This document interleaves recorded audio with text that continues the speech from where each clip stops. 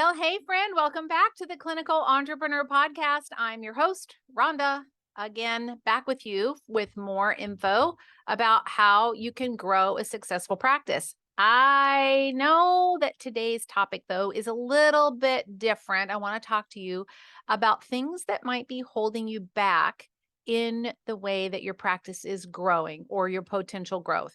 And I want to talk to you about 6 habits that you should quit. 6 habits to quit that are really holding you back. They're going to keep you from meeting the goals that you have, if you even have them. But what these 6 habits do is they keep you stuck. It's like keeping you stuck in a ditch. You keep putting hitting the gas pedal, and you're trying to get unstuck, like maybe being stuck in the snow. And you just go and the wheels just spin and wheels just spin, and you're working harder and harder and harder and harder. You can't figure out why you're not making traction in your business. And I'll bet you that you'll find in these 6 habits something that may be relevant and applicable to you that you may want to consider giving up really quickly. So I'm going to go through these 6 and hopefully this will help you. I was actually listening to a podcast. I don't know, it's probably 3-4 months ago. And these 6 things really inspired me. And I went to work on them myself personally to make sure that none of these were things that I was actively engaging in. And you're going to find yourself, as I go through these, you're going to find yourself, you'll say, oh, yeah, that's me. And there was a couple of them like that. And I really had to do some self-work on myself, some real internal work to get myself kind of through these, because I don't want these types of habits in my life that are going to hold me back from doing what I really love and want to do and serving the people that I want to serve, which is you, friend. So this is all for you. You ready? All right, here are the 6 habits that you need to think about ditching, and they may be holding you back. So, number 1, trying to please everyone. It's so easy as healthcare practitioners to kind of get in that zone where we go, oh, well, you want to come in on a Sunday? Okay, I'll come in on a Sunday, no problem. Or, well, I'll just give you a discount, or well, let me just give you a refund, or, lack of boundaries. So when we try and please everyone, it's impossible. You can't do that. You're never going to please everyone. And so having those boundaries around expectations, not only with yourself, but with the people in your life, and really trying to please your spouse or your children or your patients or your friends, but getting into that people pleasing mode is a habit and a behavior that isn't going to serve you well as you age and grow your business. So this is one that I used to be more like this. I'm not as much now. Probably some of it is just age, because now I just say, I don't give a rip. Like, I love you. I'm here to serve you. But if I'm not your person, I'm not your person, and it's okay. But I can't make everybody happy. I just had a patient that left me because she was just not happy, and it wasn't a good fit from the beginning. But I really, really tried, and it just wasn't a good fit. And she, shot us an email and said she didn't feel blah, blah, blah. And I knew it wasn't a good fit. And I'm not going to bend over backwards to try and keep her. It's okay. But I did send her an email back and said, I'm so sorry. Let me see if I can find someone that can help you, that can, meet you where you're at. And let's see if we can get you some care from someone who can, meet your needs. So I'm trying to help, but I didn't let that people pleasing cause me to go running and chasing after someone to try and make them happy. So that's habit number 1. Habit number 2 is self-shaming. And I call these habits because they really are kind of learned behaviors. We get into this mode with it has to do with self-shaming, where we're listening to all the voices that are in our heads, right? All the things that are rolling around in your head. And those voices that are inside your head, they're never in your benefit. They're always trying to protect you, telling you that, well, maybe you shouldn't go do that because it could be scary out there. There might be a bear out there. Well, the last time you did that, you didn't do so well. So maybe don't do that again. And we'll remember that if you make too much money, your parents didn't make enough money. If you make too much money, people are going to think that you're a snob and that you're taking advantage of people. So you maybe better not do that either. And then we get into the self-shame. I don't deserve it. I'm not good enough. I don't deserve to make enough money, or whatever it is. I'm not a good enough mom, or, my business is never, ever going to be good enough. And I'm a failure. I'm not organized enough and I can't keep up. And I bought a course and I didn't finish it, or I mean, we've all been there. All the things, this is all this self-shame, this wheel of conversation that goes around and around and around and around in your head. We have to stop and interrupt that. And when those thoughts and feelings start to show up, then we just have to say, wait a minute, time out. This is how I broke myself of this habit. I'm not always perfect at it, but I'm so much better. When I hear those voices start to happen, that thought starts to roll around in the back of my mind. The first thing I do is I just stop and I try and get very, very present to why I'm having the thought. In other words, what is my subconscious brain trying to protect me from? Because it's always a protective, that shame is protecting me from something. So I try and figure out what is the bear that my brain is trying to protect me from. And then I just say, thank you for trying to protect me, but about worrying about not being a good mom. I appreciate that, but that's not true. It may have been true before, but it isn't true now. I'm actually a really good mom and I'm doing the best that I know how to do. And I love my kids with all my heart. Or maybe I don't know enough about being a business owner, but that doesn't make me a bad business owner. I'm actually very capable of running a business, because if everybody else can do it, why can't I do it? So thank you for talking, but I don't need you right now. I'm going to go off and do my thing. And you just have to interrupt it. You just have to stop it. It's like putting your finger inside that hamster wheel that's just spinning, spinning, spinning, spinning, and reaching in that cage and grabbing that hamster wheel and saying, no, I'm not going to have this self-shaming conversation going on anymore. So we need to break that habit. Habit number 3, resentment. And you might think, oh, I don't have any resentment for anyone. Well, you might, or you might not. I don't know. I'm not here to judge.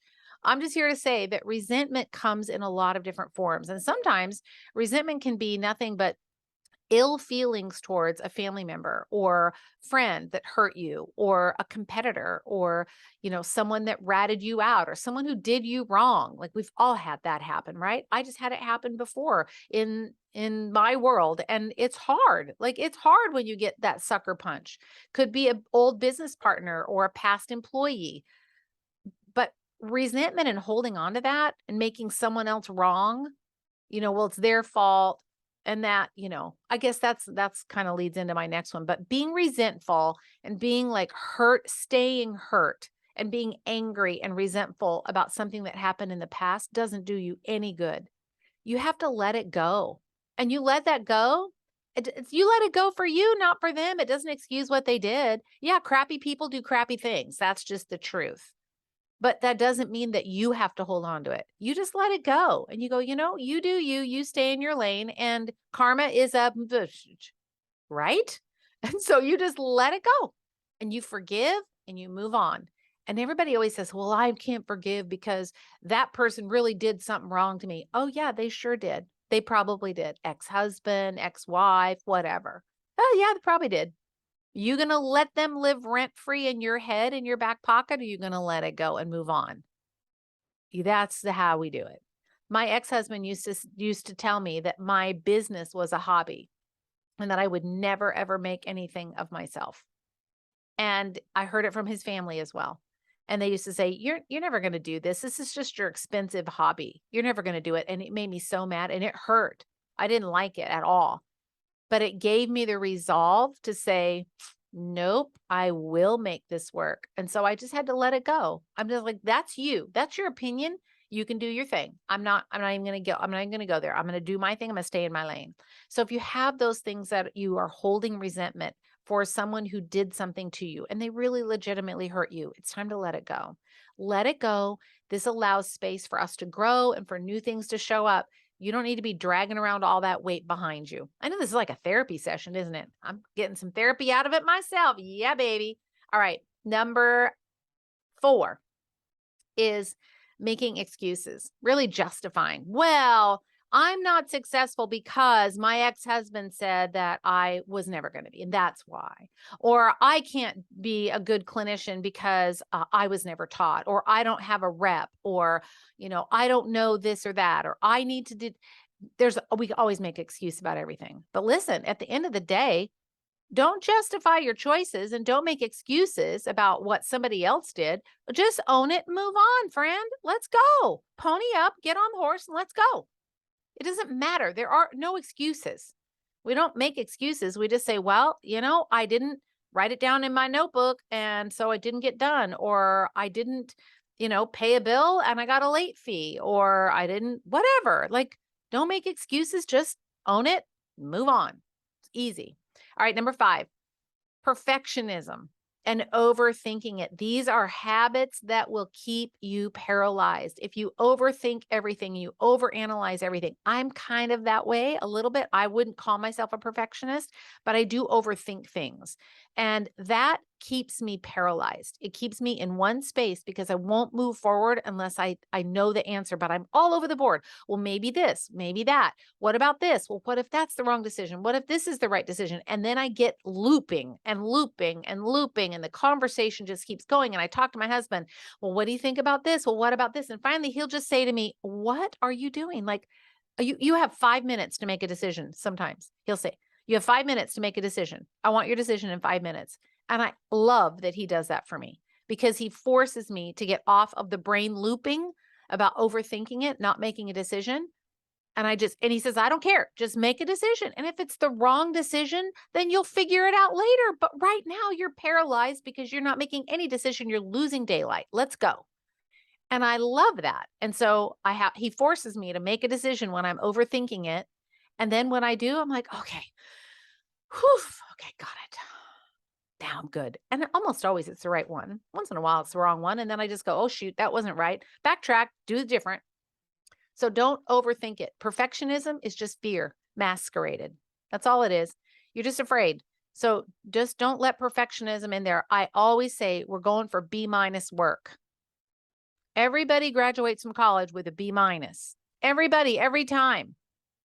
So unless you're trying to be top of the class, valedictorian, all that business, why do you care? Get a B- and move on. Patients don't care. Just B- work. That's what we're after. So that puts overthinking and perfectionism to bed. All right. Last thing is living in the past. So many times we make decisions because we're thinking about what we've done before. I just was recently coaching with someone who in the past had an acupuncture business, and he had not done well in this business. And he just didn't set it up well, and he didn't have good boundaries, and he came in with a lot of limiting beliefs about himself, and he was in the middle of a difficult family situation, and he just was all the negative, all the negative, all the negative, and he ended up having to close a business.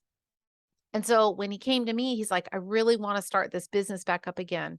But all of that past experience, just every time I would try and have a conversation, it was all, well, yeah, but. Well, but that happened. Well, yeah, but living in the past, I said, I can't help you. I cannot help you if you're not willing to let that go. That's what happened way then.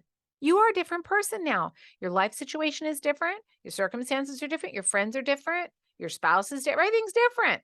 Let's make a different story this time. Let's have a different outcome. Be open to new things. Be open to learning a new way of doing it. Be open to a new way of thinking about it. Don't keep saying, I'm not good with tech, or I don't know how to do a business.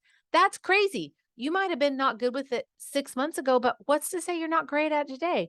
I am 60 years old and I can run my way around tech pretty good. So if you're 40 and you say, I'm not good with tech, I don't want to hear it. If you're 50 and you say, I'm not good with it, I don't want to hear it. Stop making excuses and just say, I'm going to learn it, because everybody can learn anything. When you went to chiropractic school, you didn't know how to do that either, and you learned how to do it. You didn't live in the past when, oh, well, I don't know how to do that, so I'm never going to be able to. This is a habit, a thinking that we have to get out of. Let it go. Yesterday's all gone. I can't go back there. I'm all about how do we move forward? How do we move our business forward? So 6 habits, my friend, that are holding you back. These 6 things, you got to ditch them, get rid of them, because they will keep you from being successful in your practice. So here they are. rapid fire. You ready? Number one, you can't please everyone. Number two, self-shaming, like all the voices in your head saying you're not good enough. Number three, holding resentment for people who have hurt you. Let it go. Number four is justification and making excuses. Own it and move on. Own it. Doesn't matter if somebody else is doing you wrong. Doesn't matter. Just own it. Don't justify it.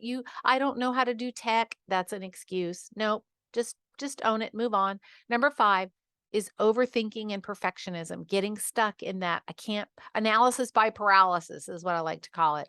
That's number five. And then number six is living in the past, letting your past dictate your present and your future.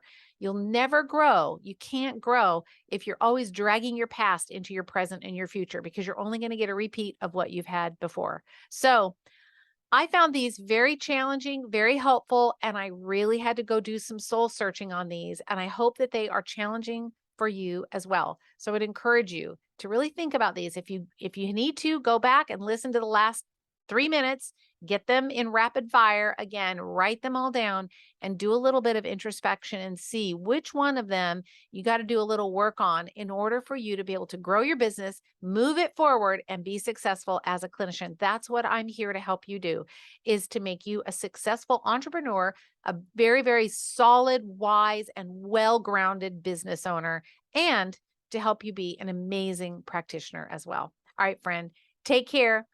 I'll talk to you next week.